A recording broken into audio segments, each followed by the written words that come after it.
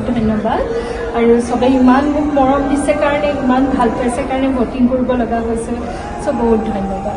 আৰু এবাৰ হয়তো প্ৰথম নেকি আসাম কনভেনচনত প্ৰথম আৰু কৈ দিবা অকণমান তোমাৰ থিম মোৰ থিমটো মানে মই শক্তি থিম ৰাখিছিলোঁ যোনটো মহিলাৰ শক্তি সেইটো বুজাব খুজিছিলোঁ আৰু মোৰ ফেভৰেট কালাৰ ব্লেক চ' মই ব্লেকৰ ওপৰতে কাম কৰিছোঁ আৰু মেকআপ মেকআপ মই সেইকাৰণে মই ক'লোঁ যে মহিলাৰ শক্তিৰ ওপৰত মই কাম কৰিব খুজিছিলোঁ এইটো হেৰিত চ' সেইকাৰণে মই ৰঙা ডাঙৰ বিন্দি ইউজ কৰিছোঁ আৰু মুখত অলপ লাইন ইউজ কৰিছোঁ